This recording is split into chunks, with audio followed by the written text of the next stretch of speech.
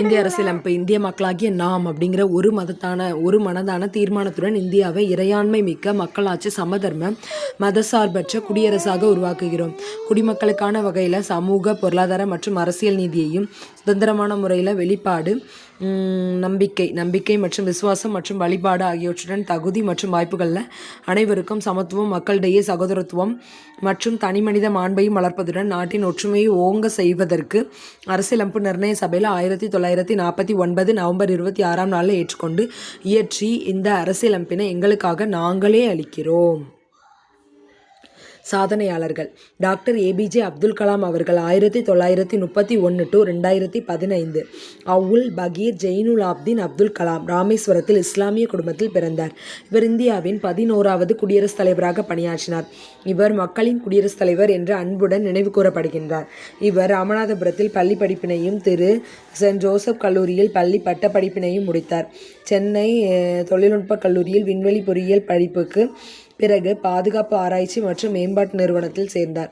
இளமை காலத்தில் அப்துல் கலாமின் குடும்பம் வறுமையில் வாடியது. எனவே தனது குடும்பத்திற்கு உதவியாக செய்தித்தாள்களை விற்பனை செய்தார்.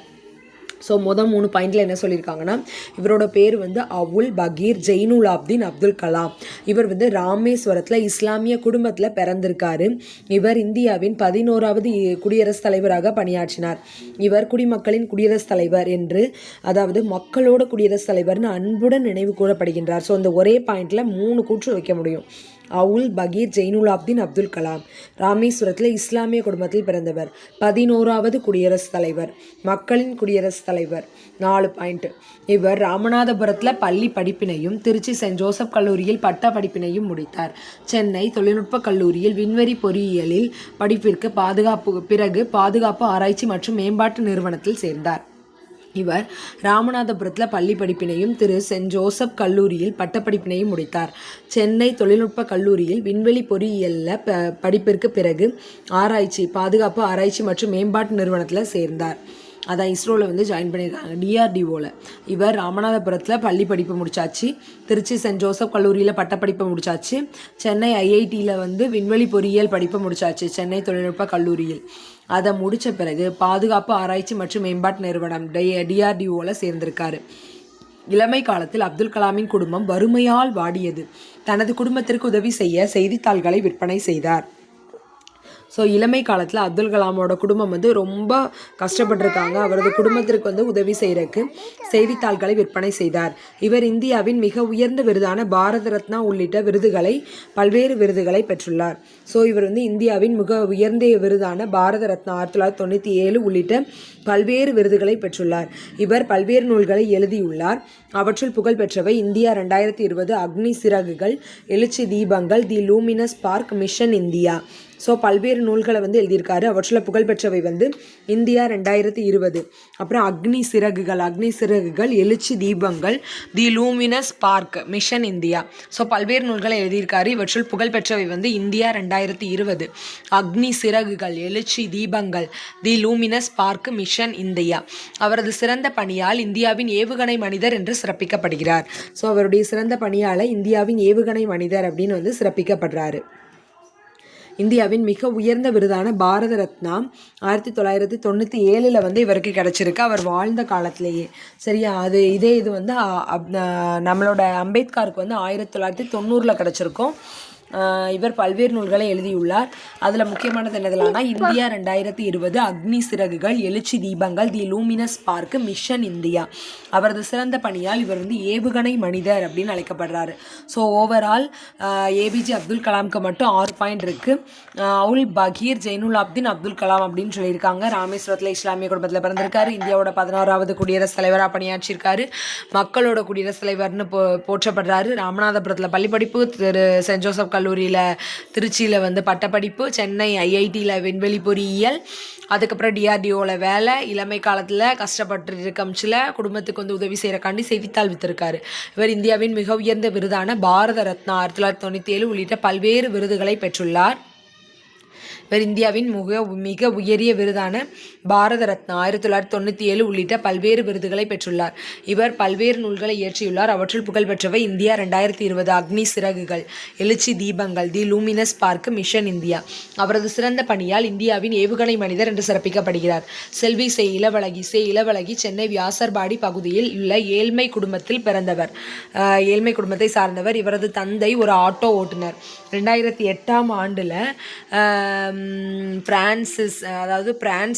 பிரான்சின் கேனஸ் நகரில் பாலைஸ் தேஸ் விழா போட்டியில் தனது முதல் கேரம் சாம்பியன் பட்டத்தை வென்றார். அதே ஆண்டில் தேசிய கேரம் சாம்பியன் போட்டியில் முந்தைய உலக சாம்பியனான ரேஷ்மி குமாரியை தோற்கடித்து வெற்றி பெற்றார். ஸோ இவங்களுக்கு 3 பாயிண்ட் தான். செல்வி சே. இளவழகி சென்னை வியாசர்பாடியில் ஏழ்மையான குடும்பத்தில் பிறந்தவர். இவருடைய தந்தை வெறும் ஆட்டோ ஓட்டுநர் தான். 2008 பிரான்ஸில் கேனஸில் பாலைஸ் தேஸ் விழா போட்டியில் தன்னுடைய முதல் கேரம் சாம்பியன் பட்டத்தை வென்றார். அதே ஆண்டில் தேசிய கேரம் சாம்பியன் போட்டியில் முந்தைய உலக சாம்பியனாக இருந்த ரேஷ்மி குமாரி அப்படிங்கிறவங்கள தோற்கடித்து வெற்றி பெற்றிருக்காங்க.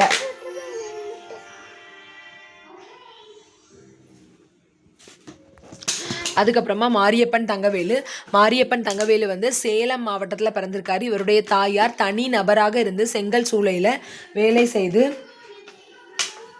ரப்பர் பேண்டெல்லாம் இங்கே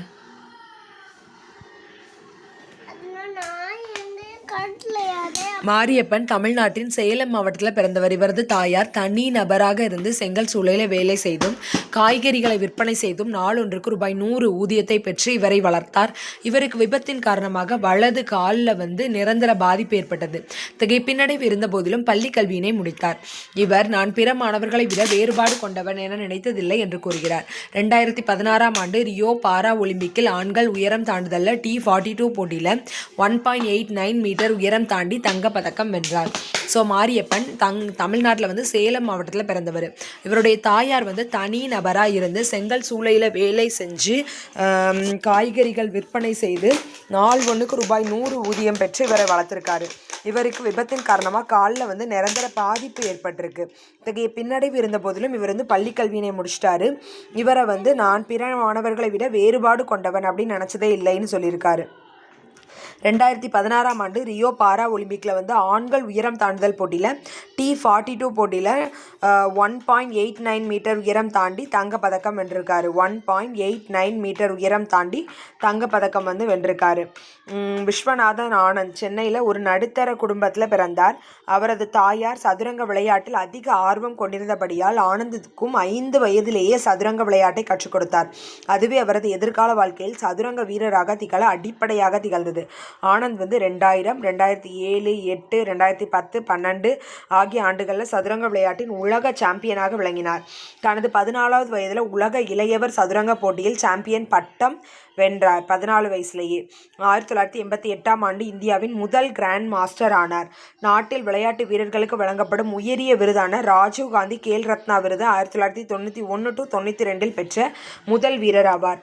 2007ஆம் ஆண்டில் நாட்டின் 2வது உயரிய விருதான பத்ம விபூஷன் விருதினை பெற்றார்.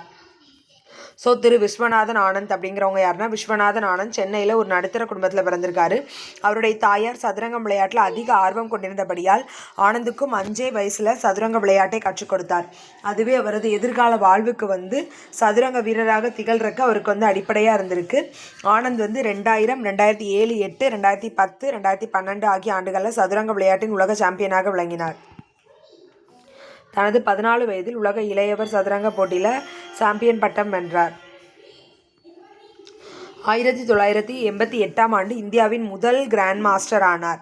நாட்டின் விளையாட்டு வீரர்களுக்கு வழங்கப்படும் உயரிய விருதான ராஜீவ் காந்தி கேல் ரத்னா விருதை 1991-92 பெற்ற முதல் வீரராக இருந்திருக்காரு. 2007ஆம் ஆண்டில் நாட்டின் 2வது உயரிய விருதான பத்ம விபூஷன் விருதினை பெற்றார். 2007ஆம் ஆண்டில் நாட்டோட 2வது உயரிய விருதான பத்ம விபூஷன் விருதினை இவர் பெற்றிருக்காரு. 2007 பத்ம விபூஷன் விருதினை பெற்றிருக்காரு. ஸோ இவர் தான் திரு விஸ்வநாதன் ஆனந்த். நாட்டிலே விளையாட்டு வீரர்களுக்கு வழங்கப்படுற உயரிய விருது தான் ராஜீவ் காந்தி கேல் ரத்னா விருது. 1991-92 பெற்ற முதல் வீரர் ஆவார். 2007ஆம் ஆண்டில் நாட்டின் 2வது உயரிய விருதான பத்ம விபூஷன் விருதினை பெற்றார் அப்படின்னு சொல்லிட்டாங்க. ஸோ இந்த லெசன் ஓவர். பாரபட்சம் அப்படிங்கிறது மற்றவர்களை பற்றிய எதிர்மறையான தாழ்வான கருத்து. ஒரே மாதிரியான கருத்து அப்படிங்கிறது ஏதாவது ஒன்றை பற்றி தவறான கண்ணோட்டம் அல்லது கருத்து. பாகுபாடு என்பது மக்களின் மீது ஏற்படுத்தி கொள்ளும் தவறான செயல். பாகுபாடானது நிறம், வர்க்கம், மதம், பாலினம் போன்றவற்றின் அடிப்படையில் ஏற்படுவது. சமத்துவமின்மை மற்றும் பாகுபாட்டிற்கான மிக முக்கியமான காரணம் சாதி அமைப்பு. பாலின பாகுபாடு என்பது ஆண்களுக்கும் பெண்களுக்கும் இடையான சுகாதாரம், கல்வி மற்றும் பொருளாதாரம் மற்றும் அரசியல் ஏற்றத்தாழ்வுகளை குறிக்கிறது. மத பாகுபாடு என்பது மக்களின் நம்பிக்கையின் அடிப்படையில் ஒரு தனிநபரையோ அல்லது ஒரு குழுவினரையோ சமத்துவமின்றி நடத்துவதாகும். ஸோ இந்த பேராகிராஃபில் என்ன சொல்லியிருக்காங்கன்னா, ஒரே ஒரு பாயிண்ட் மட்டும் இம்பார்ட்டன்ட். அரசியலமைப்பு அப்படிங்கிறது விதிகள், ஒழுங்குமுறைகள், சட்ட வடிவமைப்பு இதன்படி ஒரு நாடு நிர்வகிக்கப்படும். சமத்துவம் என்பது தீண்டாமையை ஒரு குற்றமாக காண்பதாகும். இந்திய அரசியலமைப்பு சட்டப்பிரிவு 17 படி இந்தியாவில் தீண்டாமை ஒழிக்கப்பட்டுச்சு. ஸோ தீண்டாமை ஒழிப்பு அப்படின்னாலே 17 நம்ம ஒரு ஸ்கூல் லைஃப் முடித்த பொண்ணு அந்த 17 வயசில் நமக்கு தீண்டாமைனா என்னன்னு தெரிஞ்சிடும். எந்த வகையிலும் தீண்டாமையை பின்பற்றுவது தடை செய்யப்பட்டுள்ளது. என்றும் கூட நாடு முழுவதும் பல்வேறு வகையான பாகுபாடு காணப்படுகிறது. பெண்கள், விவசாயிகள், பழங்குடியினர் மற்றும் தாழ்த்தப்பட்ட வகுப்பினர் உள்ளிட்டோர் இன்னும் இந்தியாவில் சமத்துவத்துக்காக போராடி வருகின்றனர். ஸோ இதோட இந்த சமத்துவம் அப்படிங்கிற இந்த பாடம் முடிஞ்சிருச்சு. ஸோ இதில் ஓவரால் கொஸ்டின்னு பார்த்தோன்னா பாக்ஸ் மட்டும் படிச்சுட்டு ஒரு 3 ஆர்டிக்கல் இருக்குது, அதை மட்டும் பார்த்தாலே போதும். அவ்வளோதான். தேங்க்யூ.